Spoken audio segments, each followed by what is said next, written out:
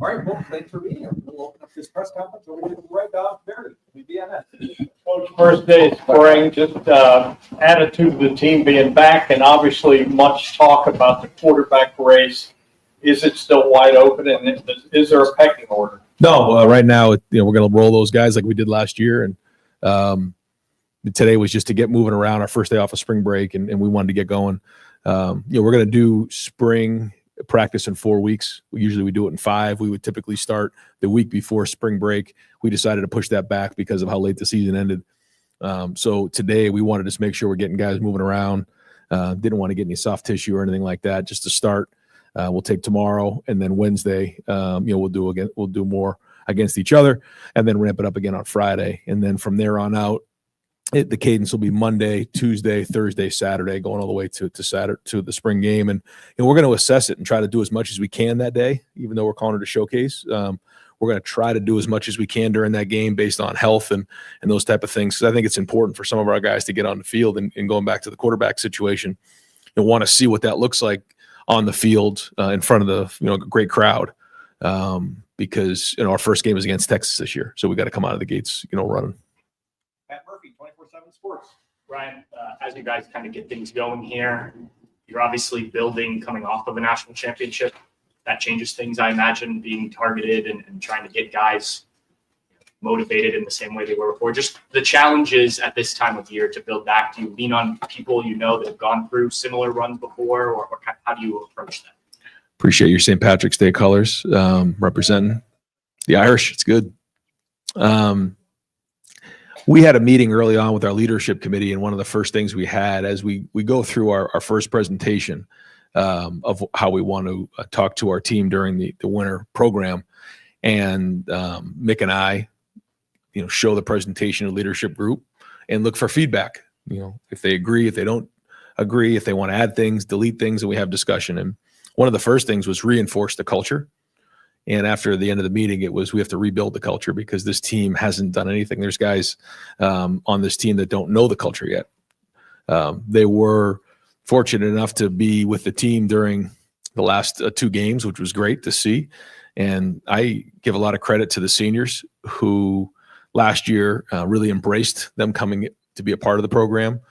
I've seen it before in years past where there's a little bit of a feeling, well, they're not really part of our team. We've put all the work in, it's a little bit of a distraction. Our older guys felt like it was good to allow them to see what the brotherhood's all about, to pass down what it means to be a Buckeye and our culture, introduce them to that. And so I thought that was great, but the leaders of this group decided that, they want to take some of the stuff down, some of the national championship things down in the facility, because they realized we didn't win a national championship. Last year's team did. And that was a good start, because that's the right mentality to have, is that we got to start this thing from scratch and build from there. Ooh, you could probably name them. We have a leadership committee that this year, because we have so many new names, Coach Mick and I appointed them and then allowed them to add or subtract some guys. And then after the spring's done, we'll then have the team vote on it, because I think at that point, some of the new faces will know who's who on the team.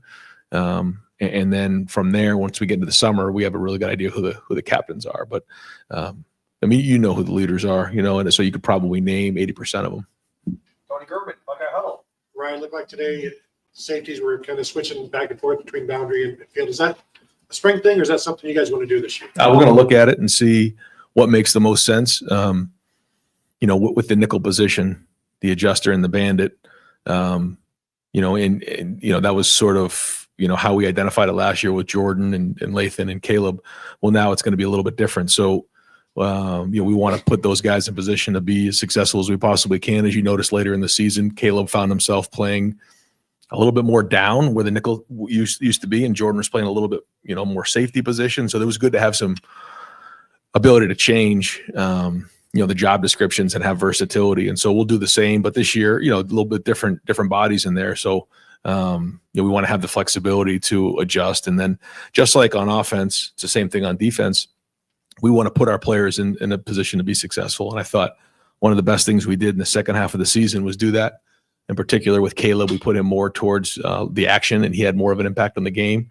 So we need to do that on defense this year based on who we have. And so we're going to look at, field boundary, strong, weak, left, right, all the above.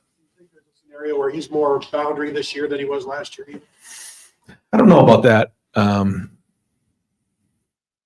I guess there could be a situation for sure, but as you guys can imagine, we want him involved in as many places as we can. So we're going to get him there. And I guess if there's some boundary stuff, I guess, but to me, he's going to be more involved with some of the other stuff, I would think. And hope Lettermen Warriors. Ryan, you guys had Nate Ebner out there. Curious, how did that come together, and what kind of value does he bring? Well, he brings credibility. First off, this is a guy who was really self-made, as you know, and turned out to have a great career in the NFL and was a big part of special teams. So, he can have an impact on the safety room. He can have an impact on special teams, and somebody that's now trying to make the transition from being a player to coach. So great to have him around. You have as many, former Buckeyes, guys who played in the NFL as you do here. Just what kind of benefit does that give to this team? I think it just, again, builds culture. Guys understand what it means. There's experience, especially guys who have walked in those shoes before, who have gone through the process of playing at Ohio State. This is unlike any other place. So they've won games, they've lost games, they've grown. They get to tell their story of when they were in those same shoes, and I think it makes a big difference. Take a guy like Nate or James or Hart, and also their experience of playing in the NFL and making that transition. So there's just a lot of credibility when those guys speak. But you always want to make sure you surround yourself with guys that love being Buckeyes, that love being around Ohio State, and to me, that's what's really important. Cameron Keith Robinson, The Athletic. Ryan, you mentioned the freshman being here for that playoff run. Is it too early to see maybe some of the experience and practice they got there show up now, or do you feel like you need to see that through the spring? Like, can you see a difference in them getting a little bit of time? I think we'll probably be able to tell that once we get going on Wednesday and Friday, just on how quickly they're able to get on the field, and does it look like it's the first time they've ever heard some of the calls before, or do you not notice them early on? And it's usually pretty good when you don't notice a young guy. I don't know that until we actually get on the field, but I know in terms of the expectation of 4 to 6, A to B +2, the preparation, how we handle ourselves in meetings. I think all of those things were really good for those guys to see. How that translates right now to practice, the first week of practice in the spring is yet to be seen. They're still young. They're still trying to figure it out. But I know for sure, once we get going in August, they're going to be much further along than most, because they did have those couple weeks, and now they're jumping into it in the spring here at mid-year. Spencer Holbrook, Lettermen Row.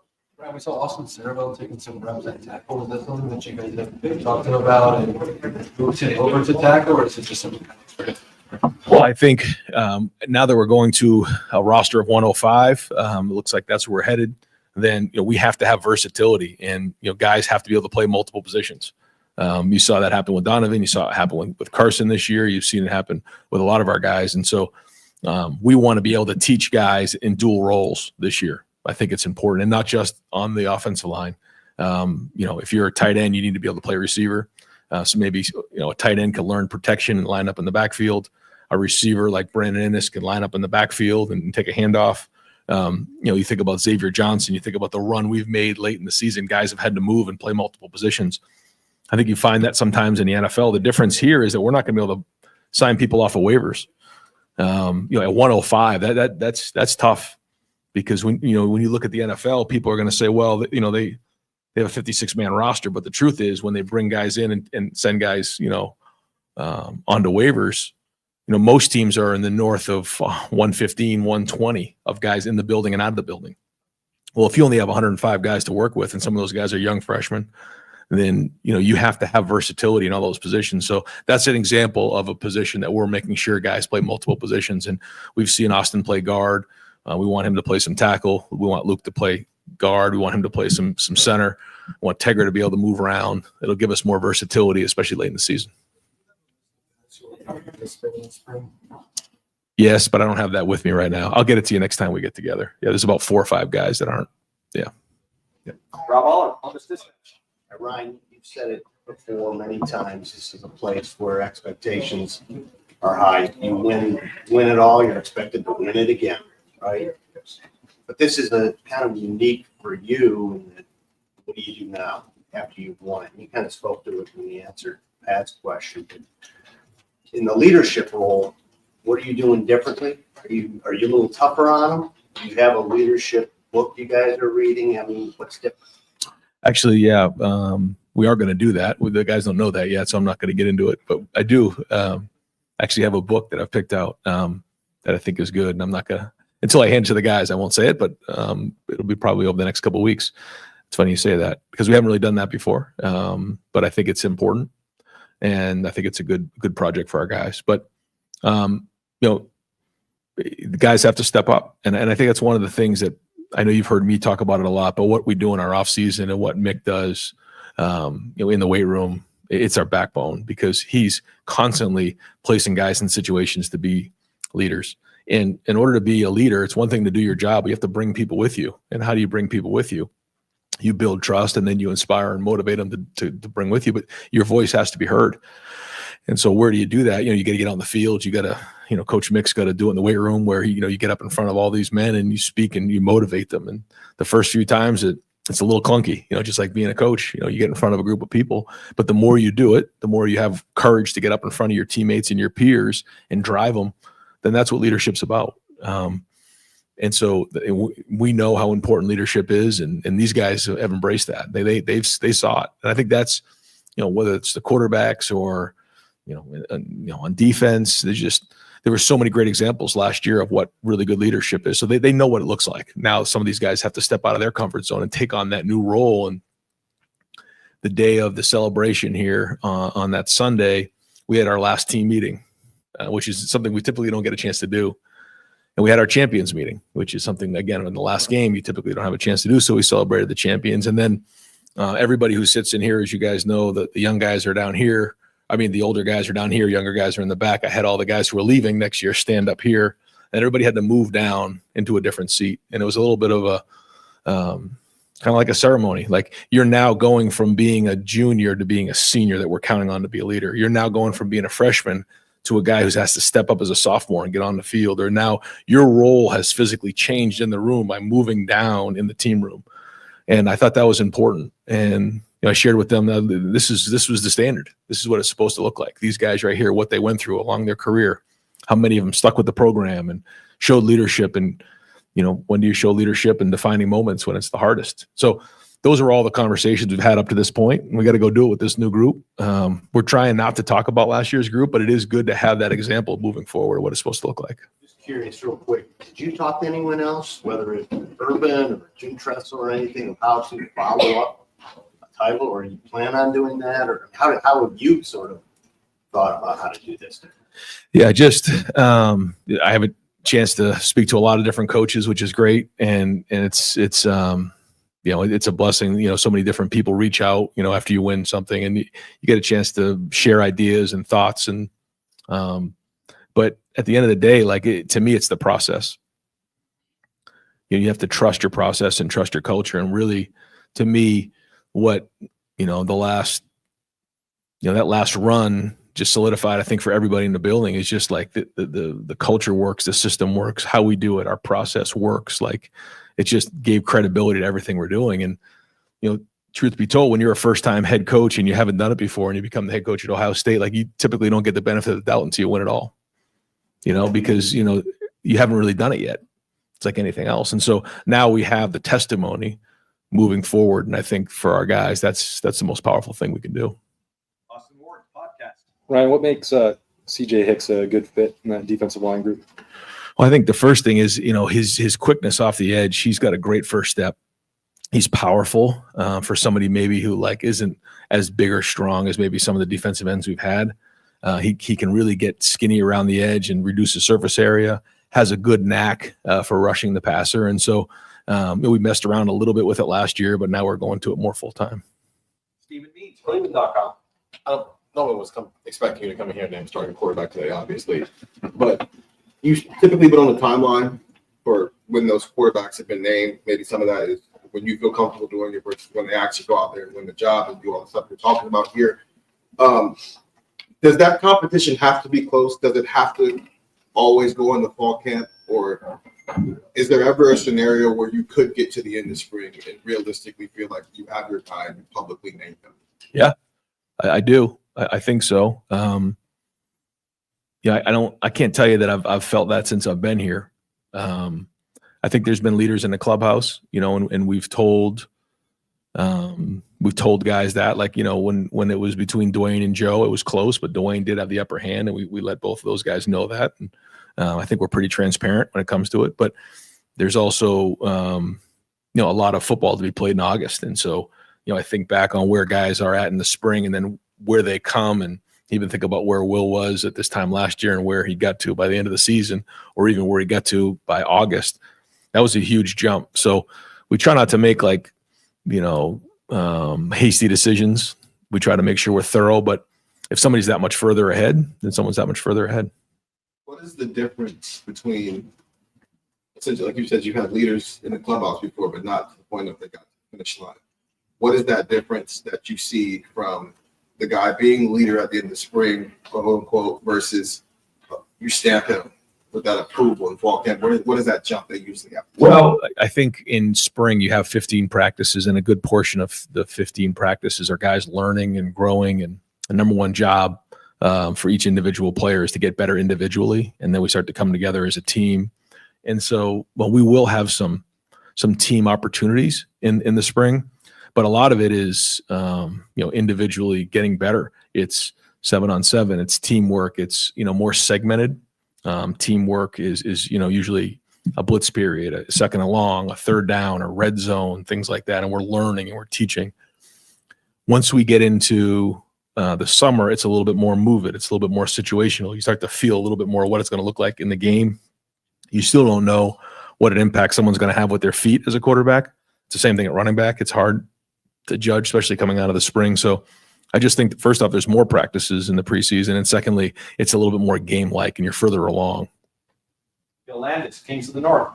As you continue to roll the quarterbacks, as you said, what do you want their mindset to be? Is it go win the job, or is it get better? Is it some balance of those two things? Yeah, it's a great question, because I think it's easy for people on the outside, family members, friends, agents, things like that, mentors, go win the job. Well, there's so much that comes with winning the job. And as you guys know, the quarterback position, there's just so much that goes with it. So to me, it's the process of understanding how to get better and then continually working. And when you make a mistake, you learn from that mistake and you grow quickly. And a lot of it has to do with their preparation. When a guy walks into the huddle or walks into that practice, you can tell if he's prepared or not. I mean, if he's up there, and I say it all the time, the first level of understanding is what. If you don't know what to do, you have no chance of playing quarterback at Ohio State. So all that work has to be done prior to. Then you got to learn how to do it, your footwork, how the ball is supposed to come out, your technique. And then why are we doing it? Why are we calling this play? Why are we calling 4 verticals? Why are we calling a crossing route? Like all those things. And then you got to go put it on the field, and you're still going to make mistakes, and you got to keep growing from it. So it's just understanding that the process is going to be a battle, but like you have to make sure when you walk in that building every day that you're prepared. You also have to throw it out there and make sure that, you understand you're going to fail, but that you have to learn quickly. And if you're continually making the same mistakes over and over again, it's going to take longer to get to where you want to be and win the job. And then as we start getting closer to, like we talk about the preseason, where I got to take care of the football, I got to, do really well in third down. I got to win in the red zone. And then everybody's different. Every quarterback's different. Will was a lot different than CJ. CJ was a lot different than Dwayne. Dwayne was different than Justin. Like everyone's different.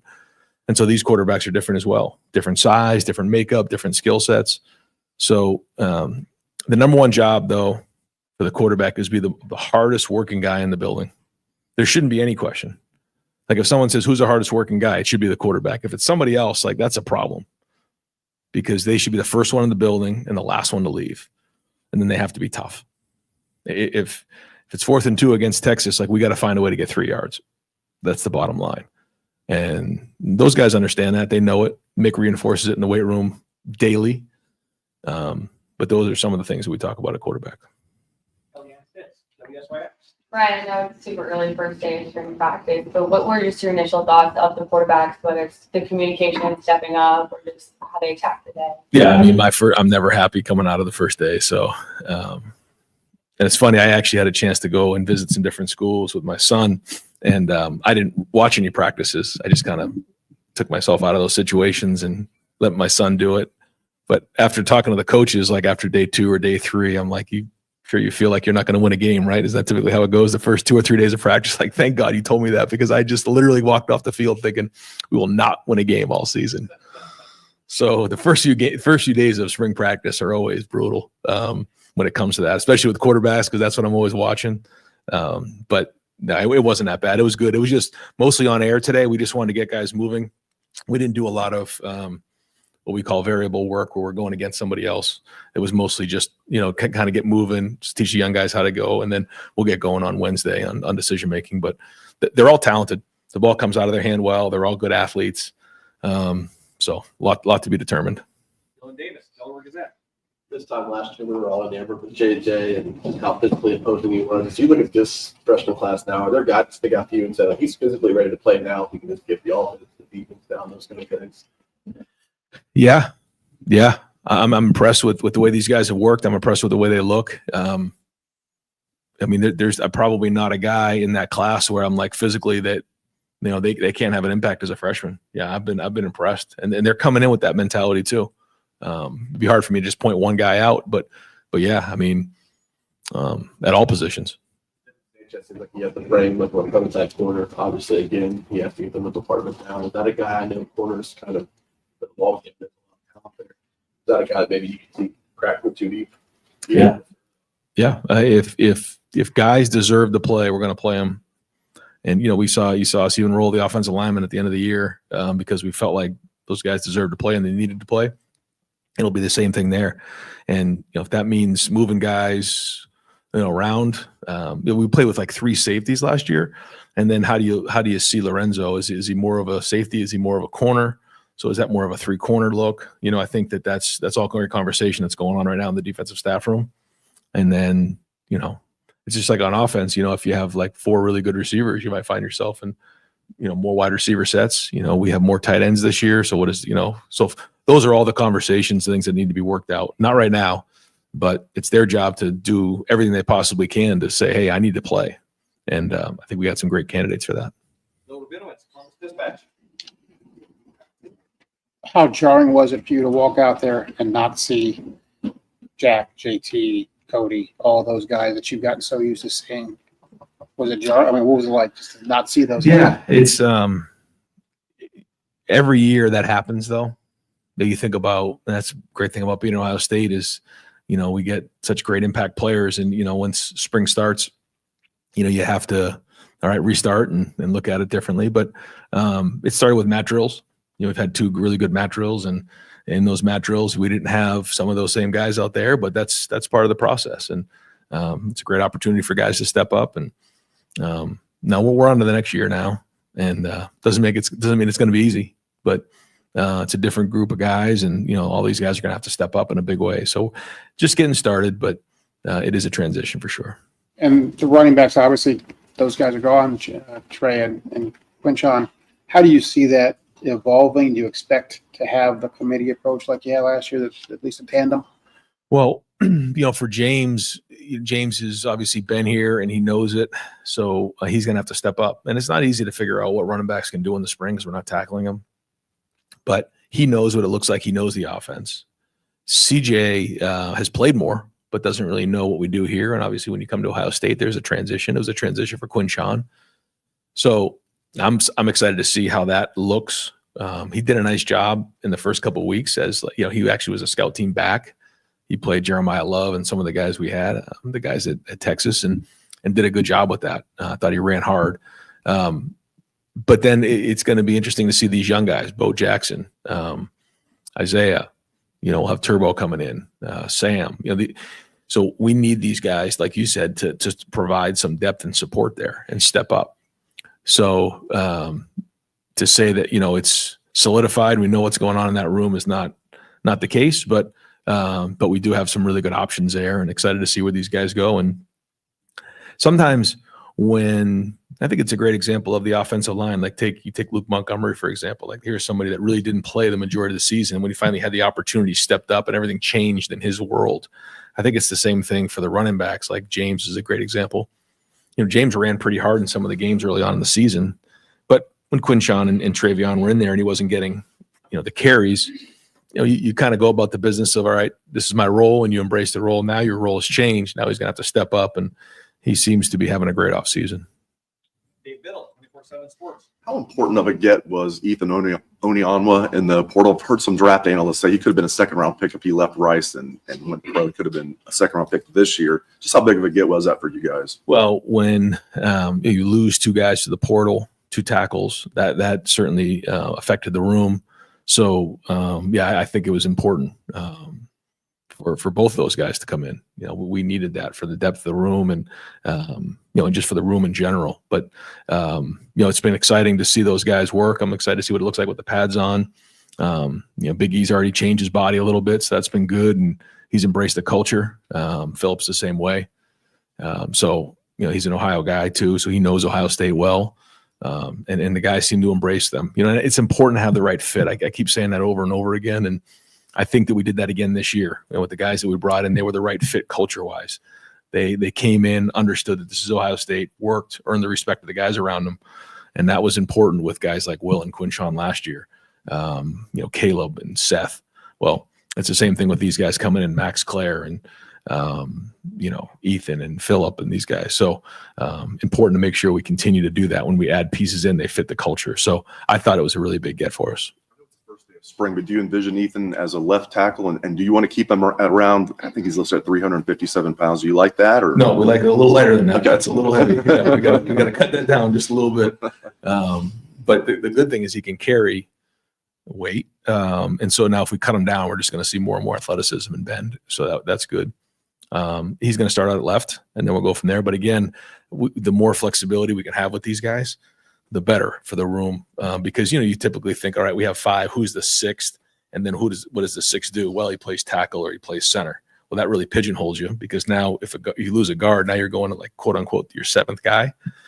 But if you have swing guys, now you're playing your best seven or your best eight. You don't get yourself jammed up. So I think that's something that we have to do moving forward, is guys have to have almost a primary and a secondary position.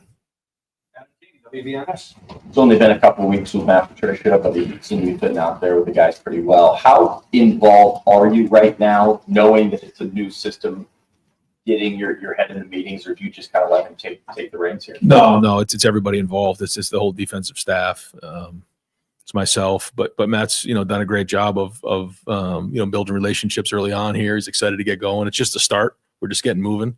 But I think there's just a lot of things that he's going to bring to that room. That's great. There's a lot of things that we've already done that's going to stay in place. So it's good. Again, just getting started. Like literally just taught a couple defenses today and get them lined up, get them moving around, and we'll keep moving from there and keep building on the packages. When you have someone that's so, just football minded, do you like that, especially coming from the NFL background with him? Yeah. You love being around smart guys, and he's smart. I mean, he's played a lot of football, or coached a lot of football, and coached some really good players. So has a lot of credibility when he speaks, and I think it's great for him to just be around the culture, see how we do things, and he's jumped in with 2 feet and embraced it. Again, it's the same thing as when you bring in a transfer, when you bring in a coach. It's the same type of thing. Do you have the right fit? And I think it takes a certain guy to be able to walk into a room with, 4 other coaches like James and Larry and Tim and Matt, and be able to embrace what's already been here. We just won a national championship, but then also, look to enhance. And so, we'll see. We're just getting started, but certainly so far it's been very positive. Jeremy Birmingham, podcast. Ryan, obviously, as you said, you lose big players every year, key players every year, but losing as many as you did, and not just on the field, but the roles they all carry, Jack, Cody, Emeka, different types of leaders. How does that change what you have to do and be for this group over these next 4 weeks? Yeah, no, there's no question. Like you said, the number is certainly significant. And so, yeah, as coaches, we gotta do our part and make sure that we're developing. And to me, it isn't it isn't like the older guys. To me, it's like the next level of guys that we really got to bring along and explain to them what it means to, become really good football players, how to build trust in their teammates, how they're going to go about building discipline in their life, what it means in the run that we need to go on next year, and that first game, what that's going to look like, and all those types of things. So we got to be on our game as coaches. We got to develop at a high level, and that's the job of each individual coach. They got to make sure they're recruiting at a high level, bringing in the right guys. But ultimately, each coach is responsible for their room. I say that over and over again. Like, it's your job to develop, to make sure that your room is producing at a high level, is showing great leadership, and you're recruiting the right guys. You have enough depth for late in the season. And so when each guy is doing their job, we talk about being 10 strong. We've done that for a long time. Then you got a chance to win them all. Just a couple more questions. Do you feel different as a head coach right now? I mean, I was coming off of the national championship. You seem a little bit more relaxed. Yeah, definitely more relaxed, Jeremy. I mean, to say I'm not is crazy. There's no question. Yeah, we're in a different place than we were a couple months ago. I mean, let's call it for what it is. But that doesn't change like the approach. I think that's the thing. Like, some days you wake up. I said it was kind of like when I had the opportunity to become the head coach at Ohio State. You walk down the hall and you see Woody Hayes and Tressel and Urban and Cooper and Earl Bruce, and you pinch yourself. And a month later, you wake up and you're like, I'm the head coach at Ohio State. Like, man, it's the same thing with winning a national championship. Like, some days you wake up and you almost forgot you won it, because life just moves on. It just does. And it's on to the next challenge. It's on to the next group of guys. But winning just gives you an opportunity to continue to have an impact on young people's lives. And that's why you get into coaching, period. And if you're not, then you're in it for the wrong reasons. And so that's it. And the staff, when I talk to guys and hire them and bring them in here, that should be the number one goal. Bring in young people, help them reach their dreams and goals in the game of football and in life. Winning just allows you to do that, because if you don't win them, they're going to find somebody else. That's just the truth. And I share that with the coaches all the time. But no, it's great to have a certain level of testimony and credibility to the work that we put in around here. Just to follow up on some of the leadership questions, I think we all assume that Sonny's one of those guys that has a big role in that room. How much do you kind of see him growing in his own leadership form versus maybe what he learned from Cody and some of the other guys on defense last year? Like, how much does he balance being himself versus being, what he learned from those guys? Yeah, I think he's finding his voice. I hear him speak up a lot. I think I've been impressed so far with his leadership, and I think when you speak with him, you'll feel the same way. Just a stud in all areas. Man's man, works at it, takes it very seriously, speaks up when appropriate. We'll ask a tough question when he needs to, and that starts with his family, with his dad, with his brother, with his mom. That's the way he was raised, and being a Buckeye means something. Obviously his lineage and his family, but also growing up in Pickerington, and then just being here with his brother now. So he is certainly one of the biggest leaders on the team.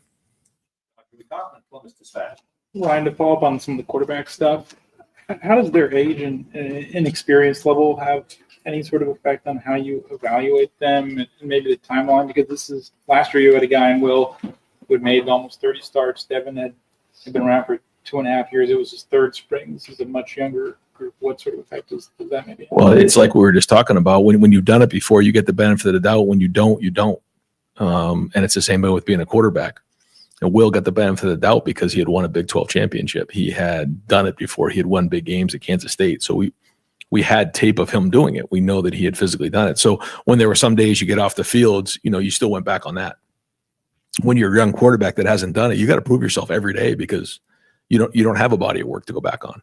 And that's just being a young quarterback until you kind of prove yourself and you make those win those big games. That's kind of how it goes. That's life. And so we'll keep evaluating them much like that. But we've been in this situation before. We've had young quarterbacks. We brought them along, and a couple of those guys, once they got into year 3, they moved on to the NFL. We finally got them where we want them to go, but that's life too. So, we know we have a good supporting cast around those guys again.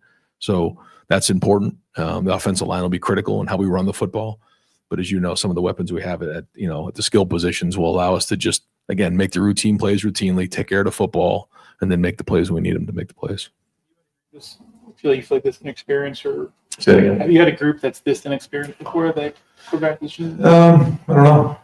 I'm just trying to think of, probably CJ's sophomore year, right? I mean, that was probably this similar that way. We don't think of it that way now because of how CJ played that second, but that Minnesota game, and then we lost the Oregon game, although he played well, and then he was still trying to find his way, and then Kyle played in the Akron game, so I guess it was similar. Maybe that's probably the closest one I would say. Yeah. And final question, Andrew Gillis, Cleveland.com. Brian, you guys had a lot of recruits today. Obviously, you're going to have a handful over the next couple of weeks. How big can these days be to build those relationships and get kids on campus? Oh, huge to see our guys work, to see the energy when you walk into the Woody. I think that's, you just feel it when you walk in. You feel greatness, you feel excellence. You walk into that indoor, you see the new banners up on the wall, like it's all there. And so we take a lot of pride in developing the most elite players in the entire world.